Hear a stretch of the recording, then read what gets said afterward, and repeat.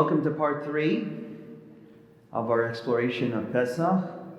I want to encourage those who are joining us on the live stream to consider joining us here in the sanctuary for a more participatory learning. But I am grateful for all those who are joining us in the class. Even if you're not up to it yet, or not able to make it here in the sanctuary, at least we're all learning together. Reminder, as I do every week, to please join the Beth Tikva email list so that you're getting up-to-date information about the class. And we're going to continue where we left off. So if this is your first time joining us, or you don't remember what we went over last time, you can head to the Beth Tikva website. Right, Rick? That's where the previous recordings are, in the adult education section. And you'll see the recordings from the last 2 weeks' lectures, and this lecture as well will be posted online. And you always know that we're going to do our best to record the lectures and post them so that if you have an appointment or something, can't make it, that you don't have to worry, you can still follow along. So even though this class is supposed to be about the Haggadah, I've begun with the assertion that you really can't understand the Haggadah without first understanding where the Haggadah comes from.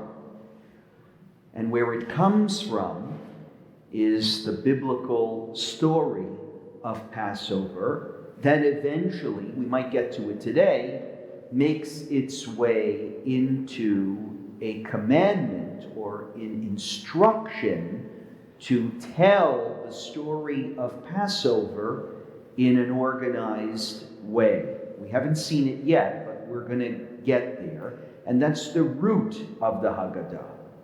But before we even got to the commandment, we even get to the commandment of telling the story, right? We haven't really seen that yet, a commandment to tell the story.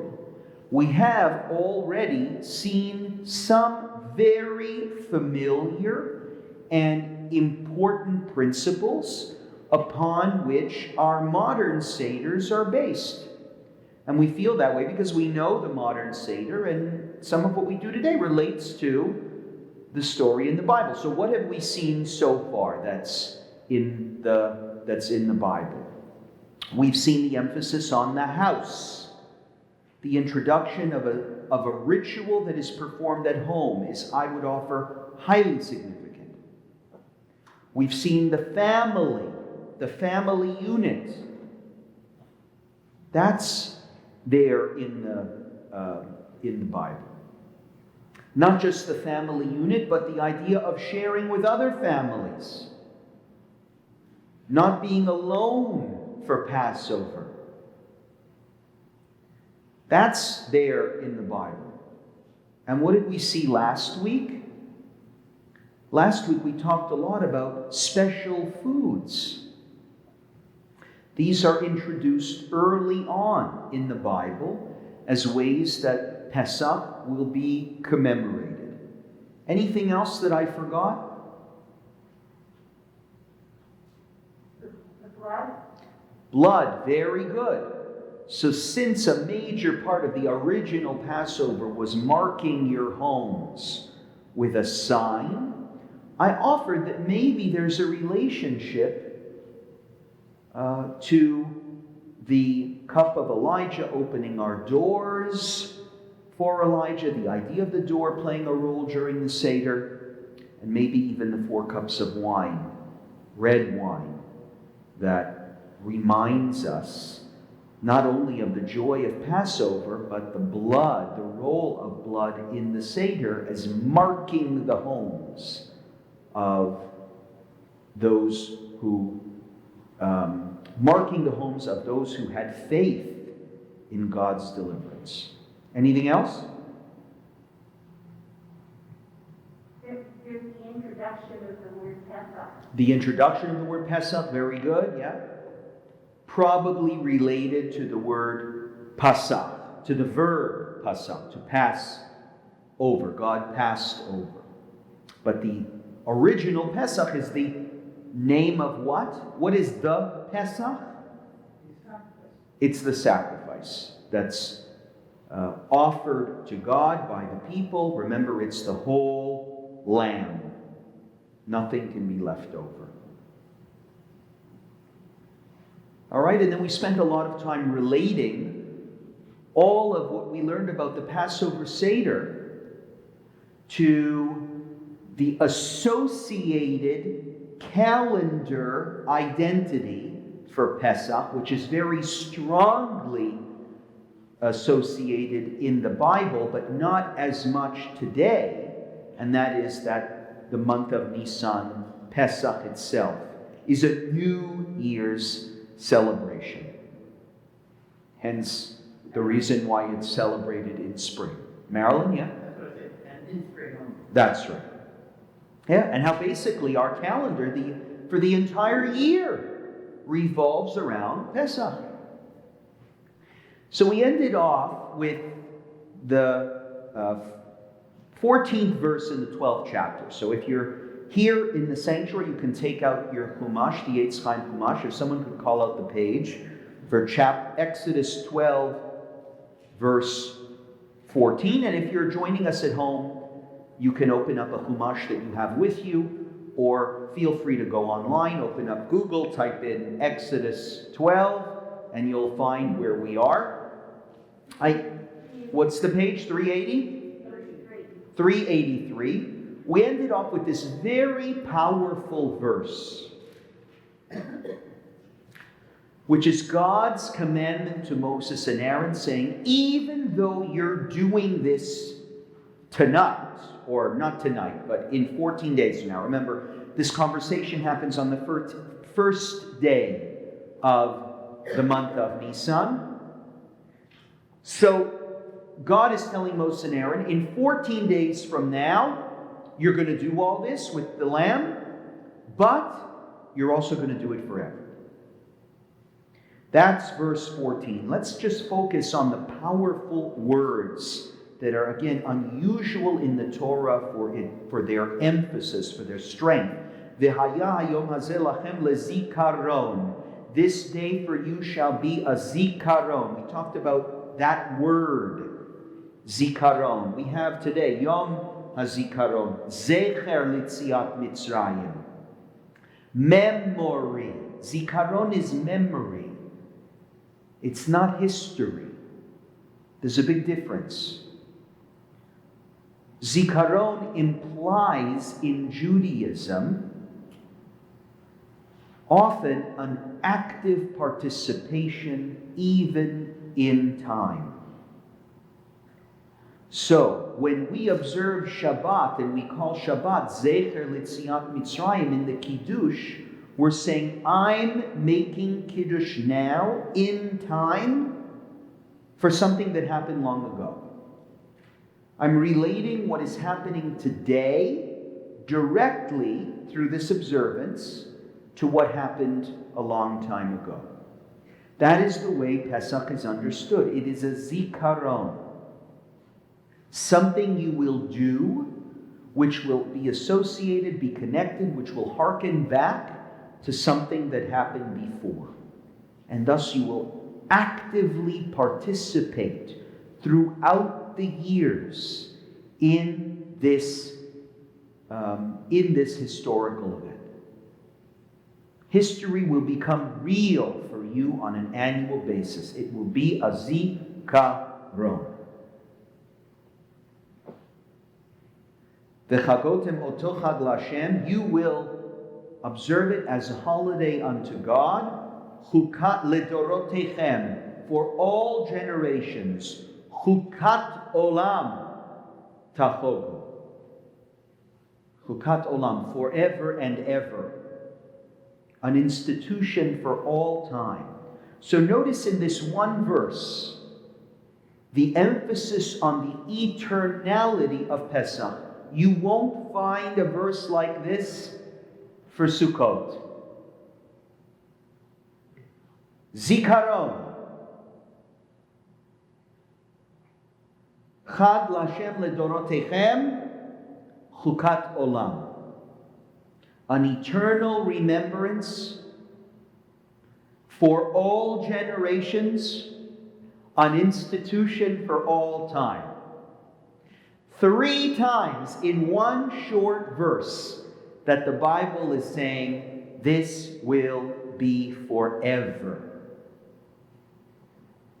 So, when I'm making the claim that Pesach is Judaism, Pesach is the holiday upon which all of Judaism's myths and stories are based, you see that where I'm getting it from. I mean, this is a verse that is just extreme in its almost prophetic directive that this will be what Judaism is forever and ever. God says in 2 weeks something's going to happen to you that will create something that will last forever.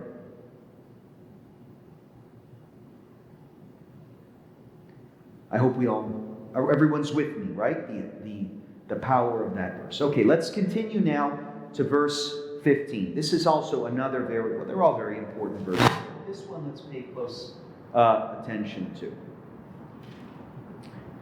Shiv'at yamim matzot tochelu. 7 days you shall eat unleavened bread. Let's just stop there for a second. I know you're reading that and go, yeah, of course, Passover is 7 days. But have we yet encountered any 7-day observance? No. So this is the first time in the Torah that Passover gets expanded beyond something that will happen on one night.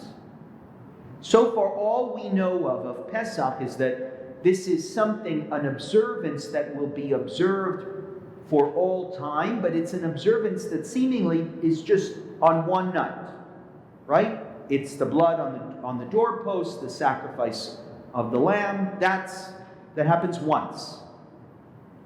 So for the first time now, the holiday is expanded.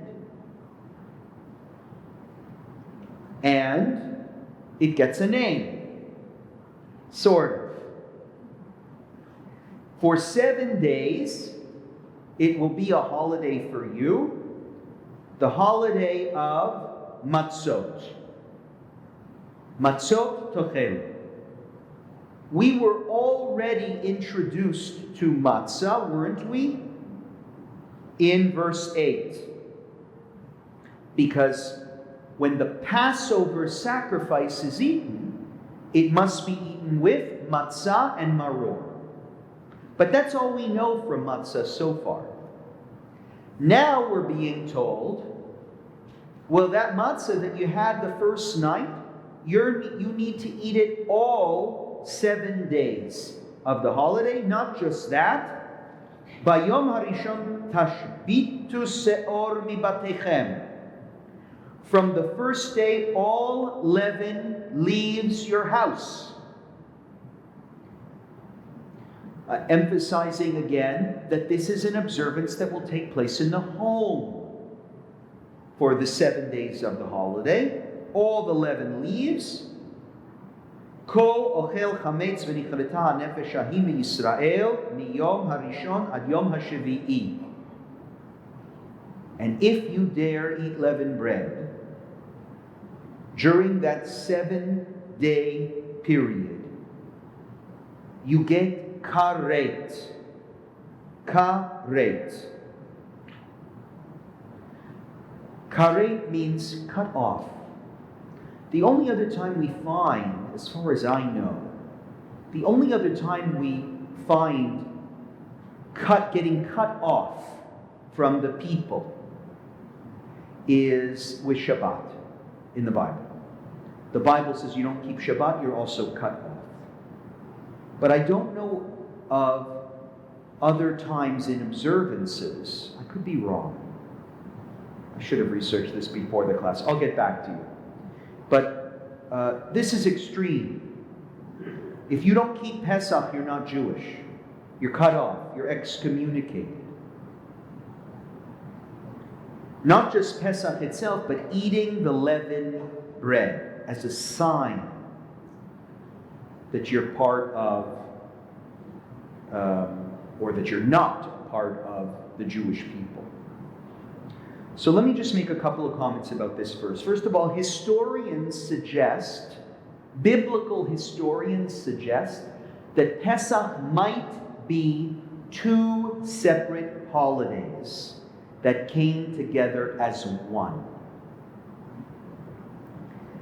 That the first holiday, that's the holiday that really celebrates the Exodus from Egypt, is Pesach. And the observance of Pesach is through the Passover sacrifice. But at the same time, there was a spring harvest festival.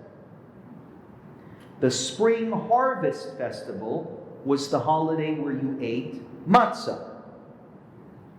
And the correlation between matzah and the spring harvest is wheat. So, since matzah is made of wheat, which starts to ripen around the spring, perhaps Pesach is two holidays that came together, and for convenience purposes, we bundled it all into one. A spring harvest festival and Pesach. The other evidence for this is that we have another 7-day observance in the Torah, and that's also a harvest festival. That's the first 7 days of Sukkot, right? Which is sort of a parallel 6 months earlier. A fall harvest festival and a spring harvest festival. I don't know if that's true or not, but it certainly makes some sense. That, because it's sort of what we did with Sukkot too. There are elements of Sukkot that are agricultural observances, like the lulav and the etrog. And we sort of blend that with the idea that God protected our ancestors through either physical Sukkot or through protective clouds through their journeys through the wilderness, and that becomes our holiday. So if it can be for Sukkot that there's both an agricultural and a historical element, and we just fuse the two together, it's not a crazy thing to suggest that that's what happens here for Pesach. It shouldn't make us uncomfortable that two holidays were almost fused together. It's a possibility. Right? But it's also a possibility that this matzah eating holiday is concerned with the things that ought to go rotten in a New Year's celebration and the things that ought to remain in a New Year's celebration. And that is what I suggested last week, what matzah may really mean. Matzah is unleavened bread that does not go bad in time. It represents endurance, sustainability, the things that stay with us and ought to stay with us over time. And what does machmetzet represent? Leaven? It represents things that go rotten, that ought to be left behind. It's a symbol for change. Some say it's a symbol for the ego, which might grow and grow and needs to be flattened from time to time. That might also be the connection to matzah. But we know that of the three, the Pesach, matzah, and maror, the three foods that were introduced a few verses earlier, the foods that are eaten on the night of Pesach, only one gets mentioned as the major food of the week-long holiday, and it's matzah, which happens to be made from a grain that ripens around the same time as Pesach, in the spring. There is a lot to say about matzah. Wheat originates in Egypt. That's where wheat is first cultivated. The land of Israel is part of a region that's known as the Fertile Crescent. It's a part of the world where it's sort of shaped in a crescent on a map where wheat is first developed. The production of wheat represents a huge shift in the history of humankind, because we change from becoming hunter-gatherers and finding our food by chasing after deer and other animal, and are able to be firmly planted in one place, take care of land, cultivate it, and create a sedentary agricultural society. Well, as I'm telling you that, it should ring in your minds. Well, what is the story of Pesach? It's the story of how a people is liberated and brought to their own land to settle it and cultivate it and stay put there.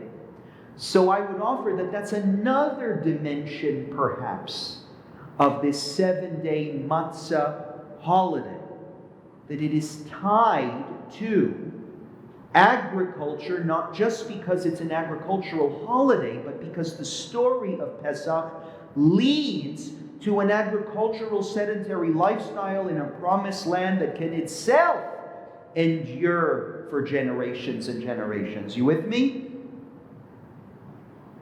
Right? That matzah can be connected to that. In order to make matzah, you need a field. A field's got to be somewhere permanent. It needs time to grow. Well, the story of our deliverance suggests that would not be possible unless we had fields of our own land. So in that sense, it's connected to slavery, where Jews were cultivating wheat for other people. They will now be able to cultivate wheat for themselves. And in the Torah, bread is life. Bread is everything. So those are some thoughts about matzah, and I'm sure you have many of your own that you've heard over the years. But I want to say something else about the last part of this verse. I'm sorry it's taking so long to get through this, but it's dense what we're reading.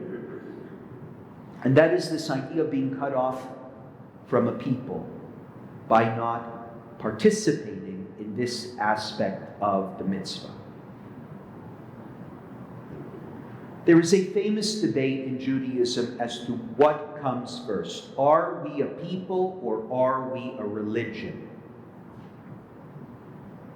There is a lot of evidence to suggest that we begin first as a people. All it takes is just basic knowledge of the Torah. Abraham, Isaac, Jacob, etc., etc., etc. They don't have a Torah. They don't have a religion. They have a faith in God. They have monotheism, but it's not a well-defined religion. And it's not clear that you need to be, even in the days of the Bible, that you need to affirm that religion in order to be considered Jewish. Or not Jewish, but in biblical time, but to be considered a child of Abraham, part of this people, Israelites. You just have to be born into the family. So there's evidence to suggest that we start first as a people because of Genesis, but even because of Exodus, right? Even because of the first verses that we read here in chapter 12, it suggests that you're first a people. Why? Because God says, this is going to be your calendar for all the Jews. This is the calendar that you'll function by. I will segregate you from everybody else, and this will be your calendar. So there's a strong claim, and even the way we celebrate the holidays, right? First comes Pesach, then comes Shavuot. So even the cycle of the holidays suggests, look, Pesach is our national redemption. That's when we become a people. but the religion really doesn't happen until Shavuot, a few weeks later. When the Torah is received, that's when we really become a religion. And this transmorphs itself through time, right? Into the Judaism we know today, which is not a Judaism that requires any doctrinal beliefs, set doctrinal beliefs, in order to affirm someone's membership in Adat Yisrael or Klal Yisrael. We're first a people. Very challenging idea. And there's a lot of evidence for it. But I just want to offer one little challenge. I'm not going to say that's wrong, but I want to give one little challenge to that idea. What is happening with this holiday is similar to what God says about observing the blood on the doorposts.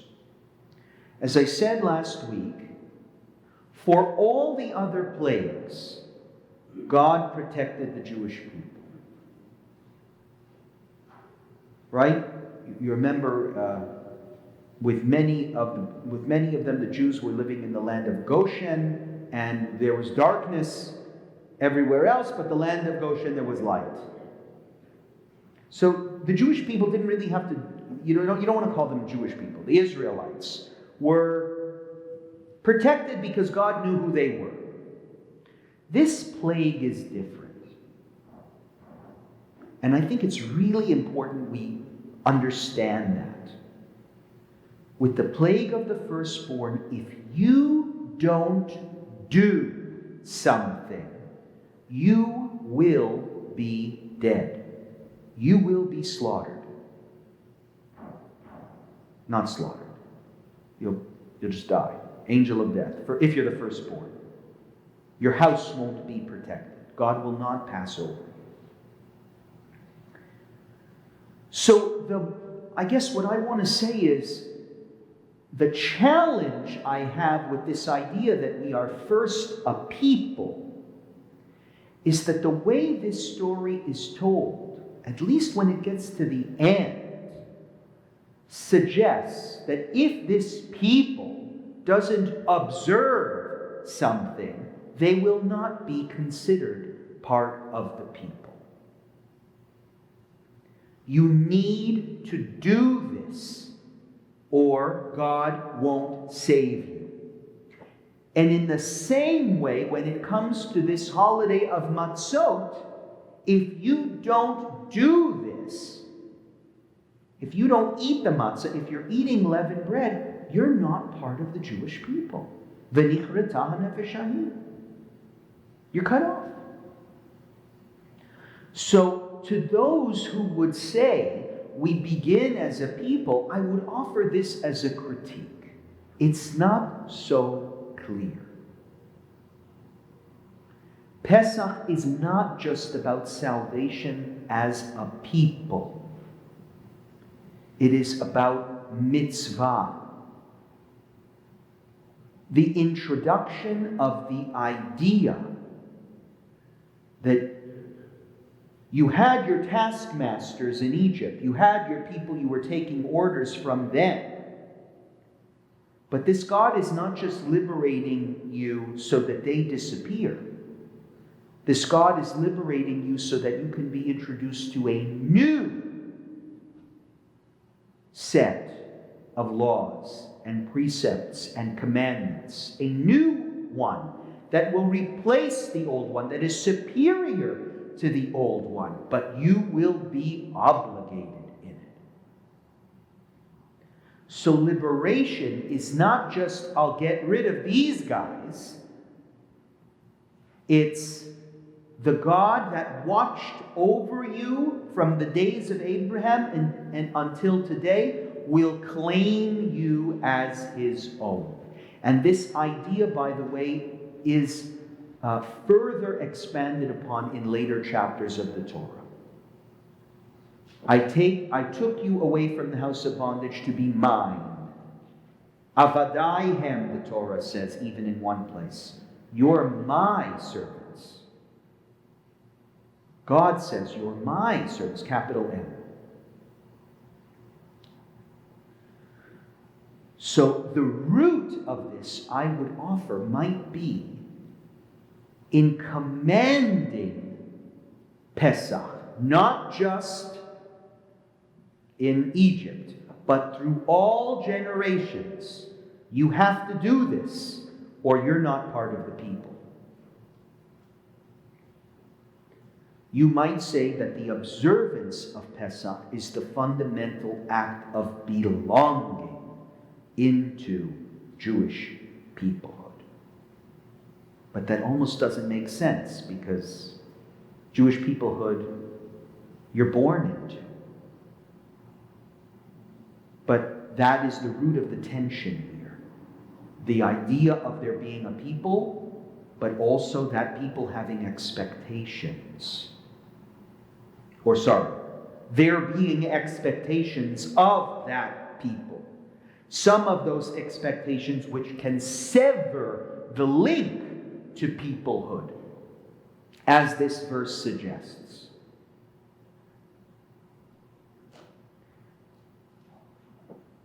V'nichrata hanefesh hahima Yisrael. From the first day to the seventh day, or you are not part of the people. Okay, let's continue on. Sorry, is this working? Let's continue on to verse 16. How is the holiday going to work? You shall celebrate a sacred occasion on the first day and a sacred occasion on the seventh day. Kol melacha lo ye'aseh bahem. On the first day and the seventh day, no work shall be done on those days, except for what a person can eat. So this is, by the way, the origin of the allowance to cook on Yom Tov. Why are Jews allowed to cook on Yom Tov but not allowed to cook on Shabbos? It's this verse. You're allowed to cook on the first day and the seventh day, but they are days where no work may be done. The only other days that the Torah says, Kol malacha lo ya'aseh bahem, no work shall be done on those days, is Shabbat and Yom Kippur. That's it. So in the realm of what is important, days of rest, Shabbat, Yom Kippur, and Pesach. Pesach has an added meaning to days when work may not be done. Why do you think? Why is it important that no work be done on Pesach?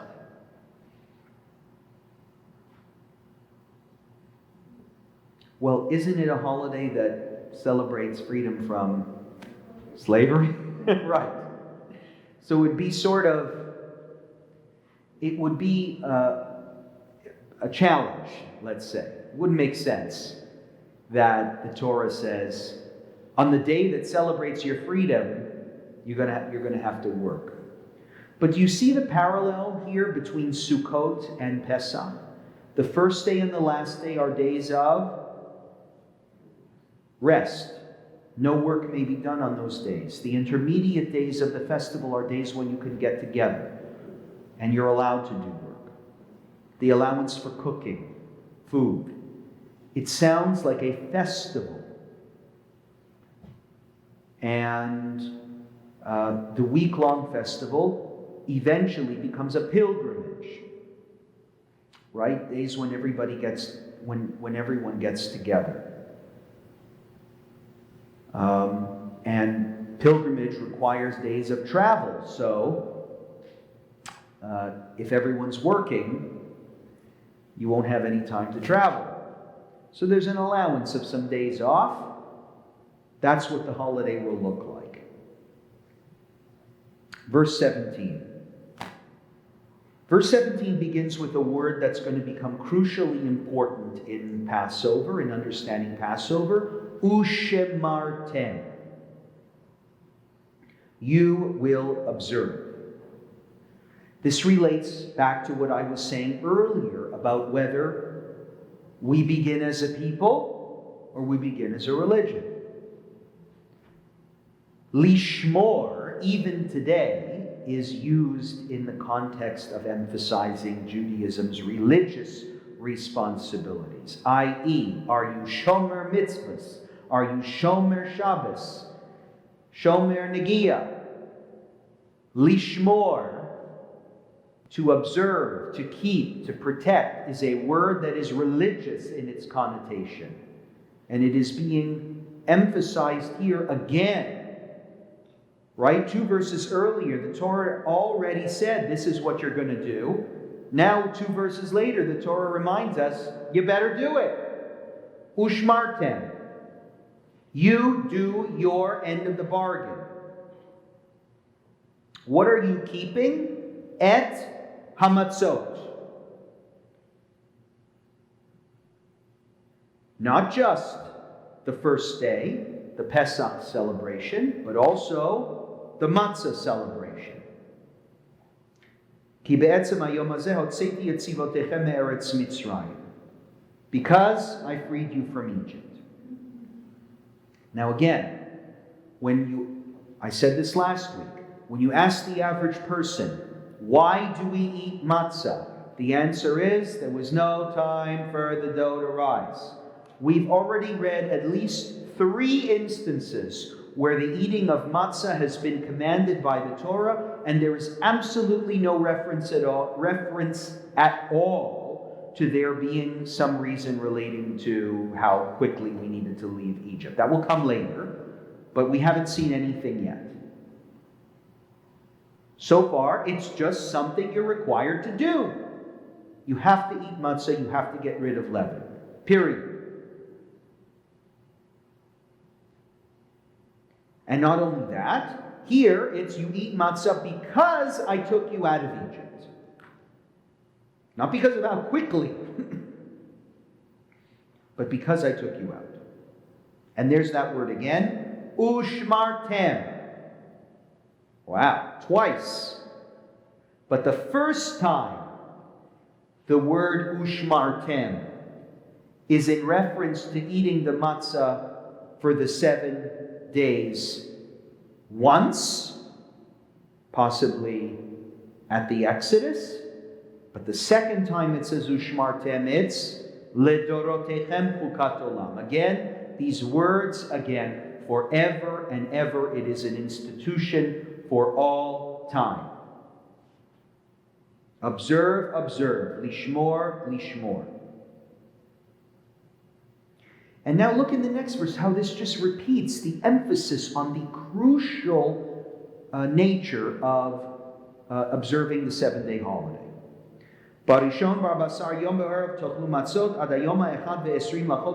Just in case you didn't understand, when I said for 7 days, it means from the 14th day to the 21st day of the month, you need to eat matzah. There's an interesting commentary of the Abravanel on this verse. Why the 14th day? And he says, well, 13 in Judaism are the years of adolescence and youth. So what is Pesach? Pesach is the maturation of the Jewish people. Right? Until we get to this story, we are like children. So the holiday begins on the 14th day of the month. It's like saying, now that you're an adult, you're going to have to observe. Right? You become the nation of B'nai Mitzvah. The only problem with his explanation is in Judaism, you become a bar mitzvah at 13, not at 14. But I like it nonetheless. Still, I'm not going to criticize the Abravanel. He says there's a special, around. 13 isn't exact. It can be 14, it can be 12 in some cases, we know that. So the middle of the month signifies, perhaps, the maturation of the Jewish people. By the way, what's the other thing the middle of the month represents? Why the 14th day of the month, 15th day of the month? What's important about that? Something about? You're right, something about the moon. What is it? It's a full moon. Able to see what they're doing? No! What is the story of Pesach? We covered this last week. What is the story of Pesach? It's the victory of the moon over the sun. God introduces Pesach before even commanding any mitzvah, says, the moon is in charge for you. HaChodesh hazeh lachem. Chodesh means moon. Chadash, the new moon. This will be for you Rosh Chodashim. The way you will calculate your whole lives is with the moon. That's what God represents. And the Egyptian Pharaoh considers himself to be the sun. I will defeat the sun. And so, obviously, a perfect time to hold the holiday where we will celebrate the victory of the moon over the sun is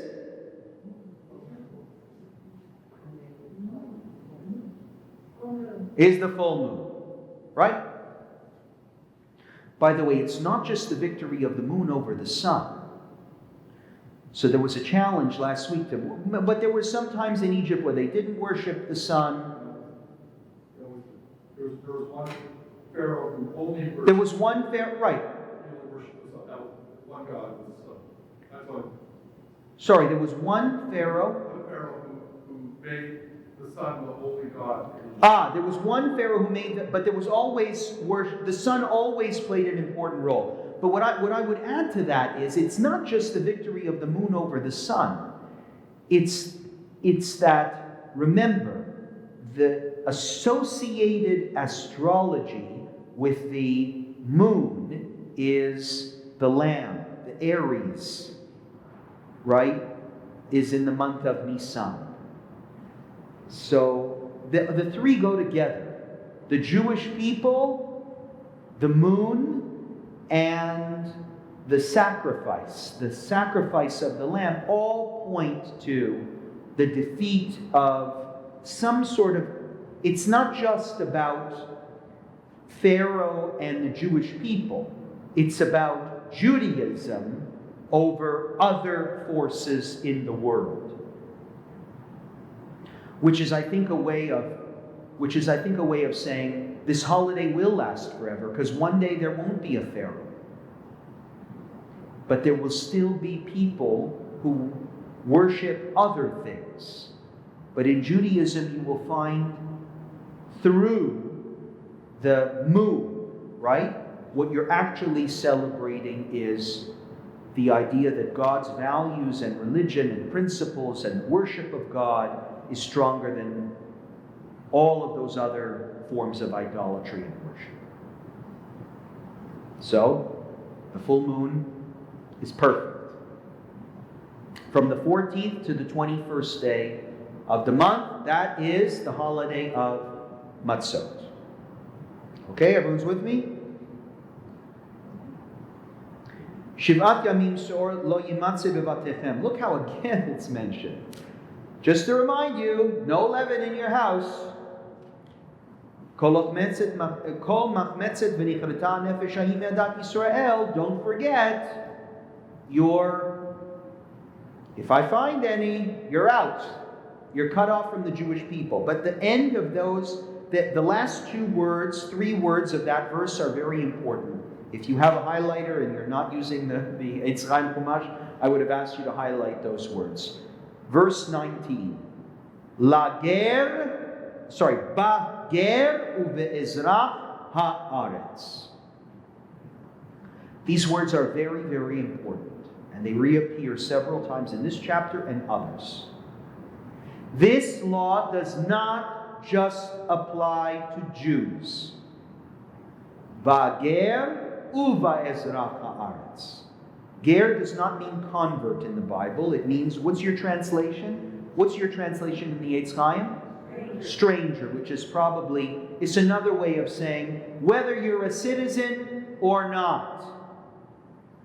If you live in this land, you will observe this. Now, why do you think that is important? Why am I saying that's very important? Give me some idea. This is why those joining on live stream have to show up, so you can share your wisdom with us. We want to learn from you too. Why is that important? Bager uva Ezrach. No bad influences. No bad influences. What do you mean by that? You go next door, someone's having a little friend, you go. So that's interesting. It's like it would bother somebody to go to the market and see that they're selling bread and it's Pesach and you can't have any bread. It would make you feel, I want something. yeah, I want some. It's not nice. So everyone should observe the restriction, the most restricted position, so nobody feels tempted. Right? Possible?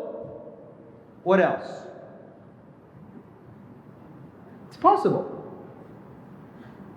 Look, This is social holiday. So. it's not just social. No, but it is in addition. So if somebody has bread, you can't go, you can't visit, you can't. Sure. Whatever. Right, so if some people don't keep the laws, then you won't be able to eat in their home. Possibly. But remember what we learned about the Pesach sacrifice. Who makes the Pesach sacrifice? Did we get there? Who makes the Pesach sacrifice? Who's required to?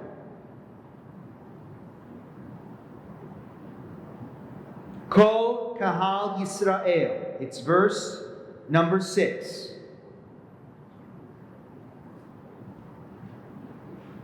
All the Jewish people have to do it. The community, the congregation of Israel. It's a singular form. Now, the holiday of Matzot must be observed Bager uva Ezra. So think for a moment. The Jewish people are being liberated from Egypt. Were the laws the same in Egypt for the strangers and the citizens? Not at all. Not at all. We know historically, not just the story of the Jewish people and our enslavement, but we know very clearly that it was a society that was divided by class and by nationality and by citizenship. You're leaving a country that had multiple different laws for different people.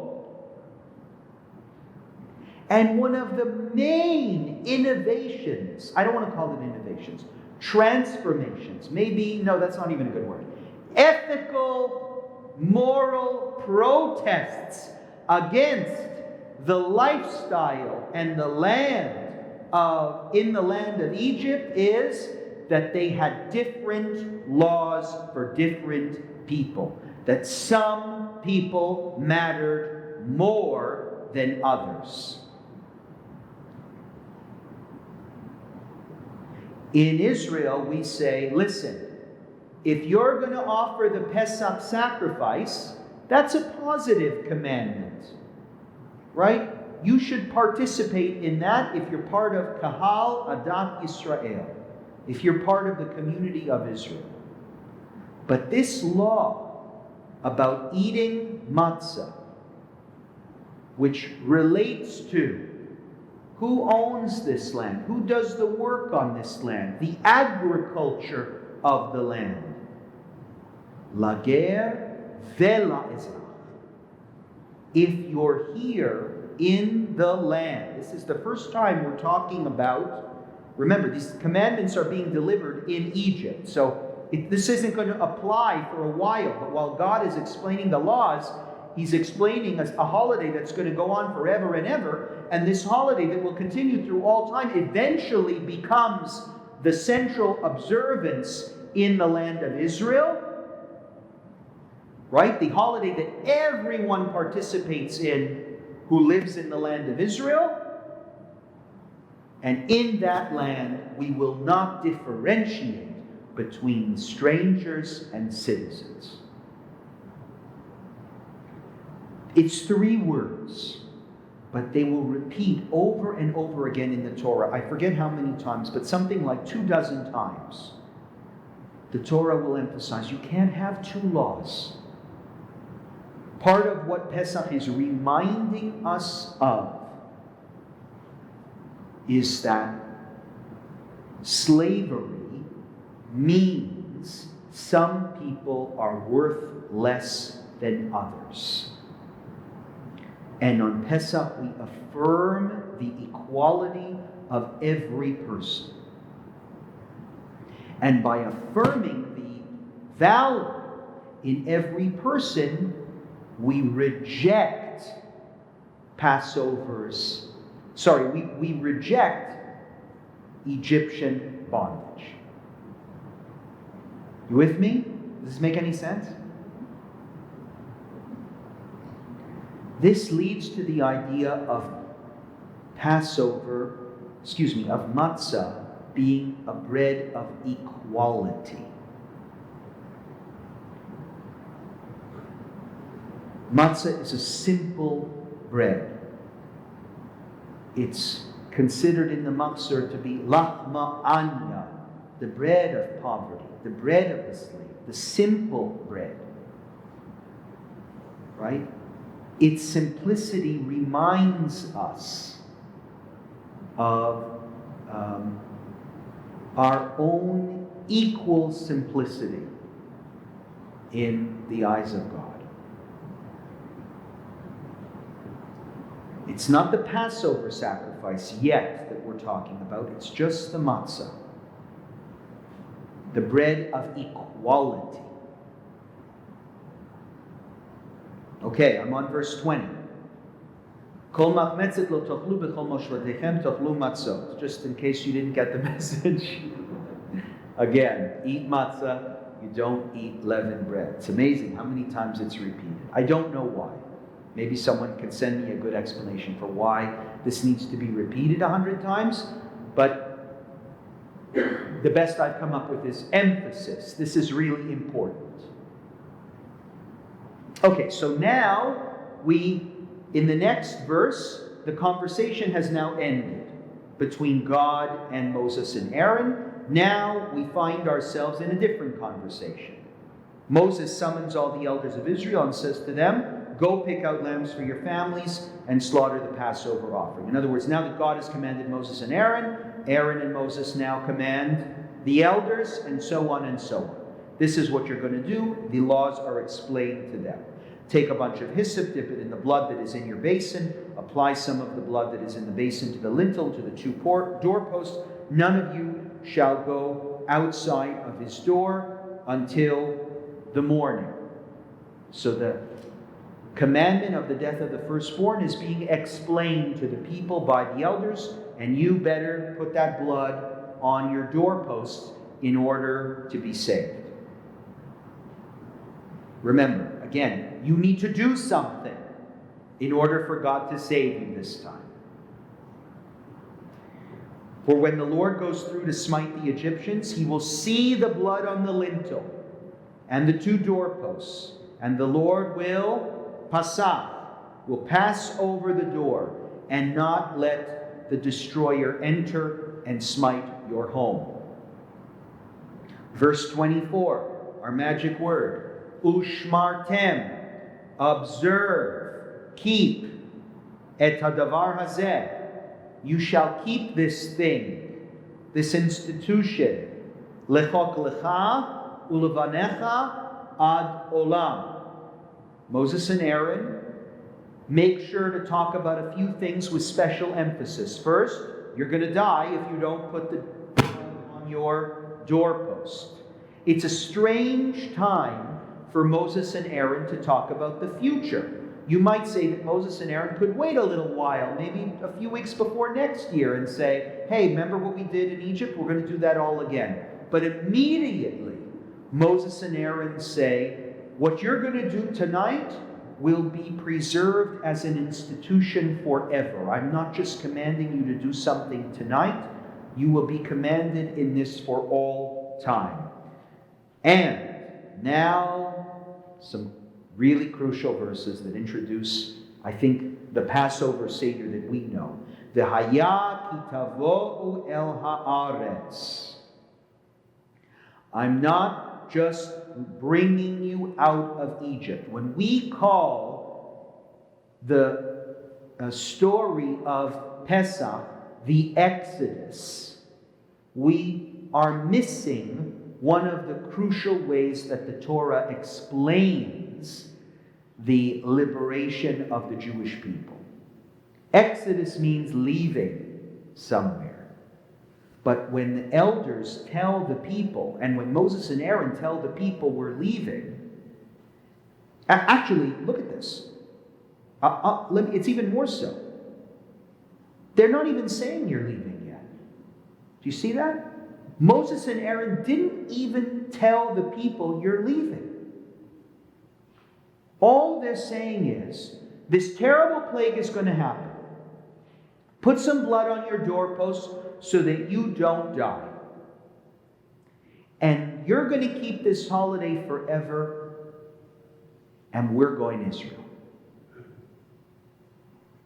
They don't even say we're leaving. It says first, V'haya ki tavo elah. There will come a day where we will be in our own land.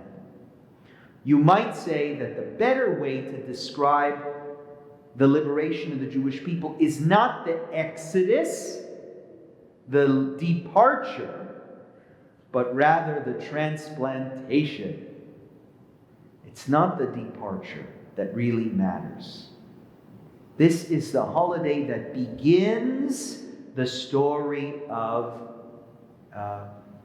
an independent people in their own land. And now we know, this is the first indication to the reader, that the promises that we're actually reading about in the Shabbos Torah readings, the promises to Abraham, Isaac, and Jacob will be fulfilled through this people. When God promises Abraham, Isaac, and Jacob, I will give you your own land to your descendants, now we understand how. This people will one day, they haven't even been told they're leaving yet, but they know one day we're going to be in our own land. That is what liberation looks like. Liberation is self-government. Liberation is our own land to make our own rules. So God is going to give you that land. Kasher diber, just as he promised. Ushmartem, magic word again. Et avodah hazot. You observe this. How will you observe it? Well, we already learned through special foods, through the Passover offering, which will continue, through the matzah, which will be eaten for the 7 days. We're in biblical Passover. Biblical Passover is 7 days. But now one of the key ideas of the Passover Seder is introduced, and it is just brilliant. Verse 26. When your child asks you, Ma ha'avodah hazot lachem. This is monumental. The Torah says the question will come up. Now you know. Remember, we referenced earlier that all of these strange rituals with multiple meanings are happening in the Seder to provoke questions. Right? That was a hypothesis that I came up with to answer the question, why doesn't the Torah just spell out, this is why you're eating lamb, this is why you're eating matzah, this is why you're eating bitter herbs? Why doesn't the Torah just say? And what I offered was that maybe the Torah specifically doesn't answer the question in order to provoke the question and in order to entertain multiple meanings that are in themselves. The idea of multiple meanings is an idea that relates profoundly to liberation, democracy, the tension between ideas, conversation between people. All things that were absent during the years of bondage in Egypt we want to experience in the conversation of the Seder. I submitted that that's why the Torah isn't clear about why we eat the symbolic foods that we do. And we just have to play the guessing game. But now, the idea that the Passover observance will be a night of questions is spelled out in black and white. You could challenge me on what I said about the foods, but I don't think you can challenge me now. There will be questions asked on that night, and who specifically will be asking those questions? Children. That's a monumental aspect, change.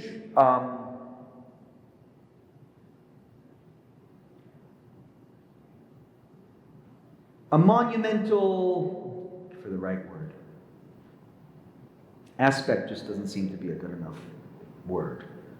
Because if you understand in the context a society in which children had no value, Pharaoh says, throw them into the river. A society where children are just slaves for the adults. A society where children are not educated. The educated people are the upper classes. In Egypt, the educated people were the priests. Children are the lowest of the low. Children don't matter. It's monumental because of the fact that it's such a reversal, such a revolutionary affront to ideas that existed at that time about children and their education. This transforms not just Pesach, it transforms Judaism. Your children are at the center. There might be a lot of people that ask questions, but the first people who get mentioned are your children. It begins with them. Tell them the story. Pay attention to their questions. If you want this observance to endure as a chukat olam, if you want it to endure eternally as it is meant to, you have to first look at the children and understand their questions and points of view. In an Egyptian Seder, if a child asked, Ma ha'avodah hazot lachem, you would tell them to go outside and play and leave this to the adults. At the Jewish Seder, we wait for children to prompt us with questions. We invite the questions. And as I said, this isn't just about Pesach. It's a perspective of Judaism towards children and their education that is comprehensive. Pesach is the holiday where everything we're learning about Pesach, I'll say it again, is meant to be the anchor upon which all of Judaism is based, and this is another example. All of Judaism will be based around when your child asks you a question, you answer. You teach them.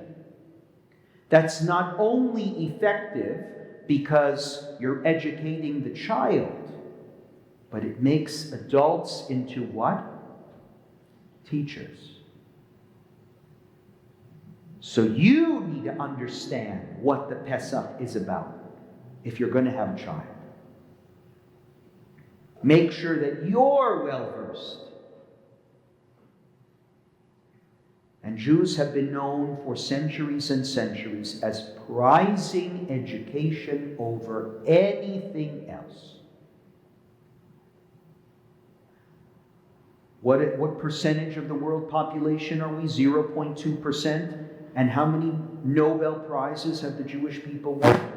I'm always uncomfortable throwing out that statistic, but I'm throwing it out because there's a relationship between the values that are prized in a people and the outcome of those values as they manifest throughout time. And this is the first time in the Torah where we're speaking about children and their education, and they are center focus. Their questions are center focus at the Seder, center stage. And what do I answer to them? Ve'amartem. You say to them. So what will be occurring on Passover is not just a bunch of rituals. It's not just a bunch of special foods. It's questions and answers. They will ask, ve'amartem, and you have to respond. You need to say something. And what will you say? Zevach Pesach ul Hashem asher pasach al batei bnei Yisrael b'Mitzrayim. We're doing this sacrifice because of what happened to our ancestors in Egypt. Asher pasach Hashem al batei bnei Yisrael b'Mitzrayim. God passed over our homes in Egypt, the homes of the house of Israel in Egypt. Benogpo et Mitzrayim, when He smote the Egyptians. Ve'et batenu hitzil. God saved our homes. Vayikod ha'am vayishtachu. And the people bowed in homage. According to this answer, right, it's black and white. Why do we offer the Passover sacrifice? It's right there in the verse. What is the reason why we offer the Passover sacrifice?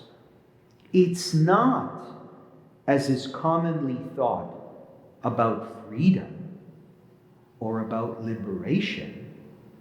It's about thanksgiving. We offer this sacrifice to God because He saved us. Et batenu hitzil. God saved our homes. Not us. Batenu. Our homes. Not our ancestors' homes. Our homes He saved. For a child, imagine the power of that response. We have a home because of God. Think about all the different connotations of bayit and what it means. Bayit does not just mean God put a roof over our heads. It means that if we had stayed in Egypt, we would be homeless. It could be spiritually homeless. It could be physically homeless. To me, the word bayit relates very, very strongly to national liberation. God liberated us and gave us a home, saving us from spiritual and physical homelessness, and bringing us to a place where we can be ourselves. God saved us, and that is what the sacrifice is. It is a sacrifice of thanksgiving more than anything else. Now, what does this relate to in the Haggadah?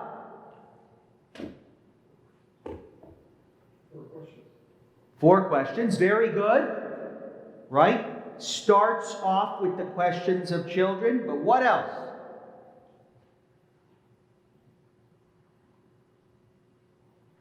There's a lot of parts, right? Not just the 4 questions, but the 4 sons. And the different ways they ask the question and how you respond to each one. And I would say it also relates to Hallel. So when the Mishnah talks about the Passover Seder, it says the Seder must start in Gnut and end in Shevach. It begins in degradation and ends in Shevach, means praise. That's what the Mishnah says.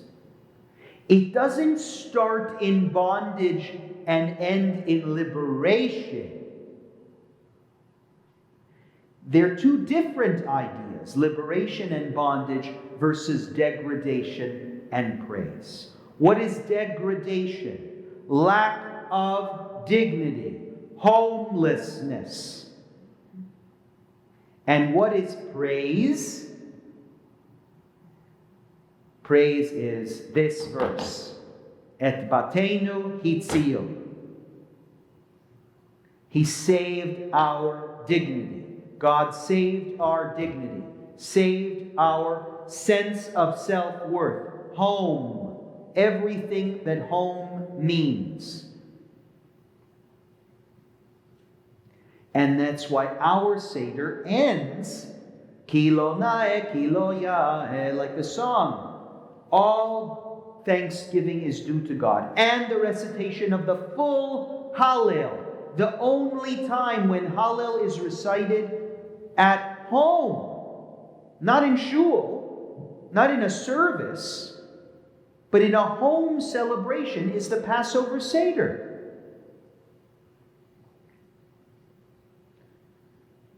Because there's a part of the Seder that we sort of forget about. We think about it as a journey towards liberation, but it is actually, according to the Mishnah and other sources, and I would argue this verse, more about gratitude. Ultimately ending up with L'Shana Haba B'Yerushalayim, which ends every Seder, and now you know why. It's not because L'Shana Haba B'Yerushalayim means let's sing a nice song and maybe next year we'll rent a condo in Jerusalem to celebrate. That's not what it means.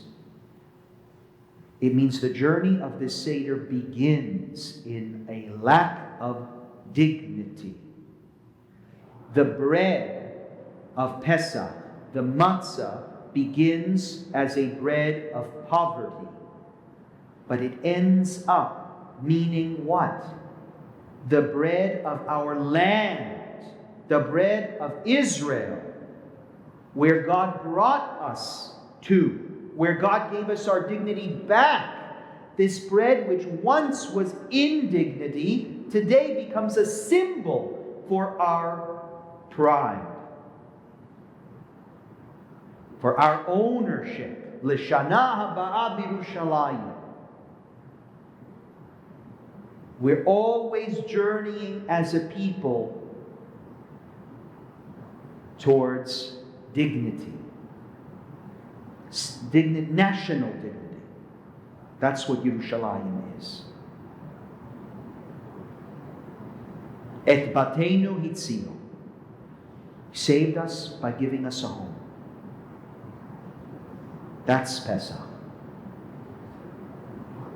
Okay, questions? Questions, comments, challenges? Yes, Marcy. Slavery in Israel. Slavery in Israel. Oh, you're asking me contemporary. Yes? Yeah. Obviously, people are all eating better bread. Yeah. No, I was thinking slavery when they come in and they have the land and they have Muslim slavery. Right, so be careful. The Torah, and we'll talk about this next week, the Torah is not opposed to slavery. It is opposed to the mistreatment of slaves. There's a difference. Some would say that the opposition to the mistreatment of slaves, is a baby step towards the eventual elimination of slavery in Judaism, which does happen over the centuries. But others would say there's nothing inherently wrong with slavery as an institution. if it's done the right way.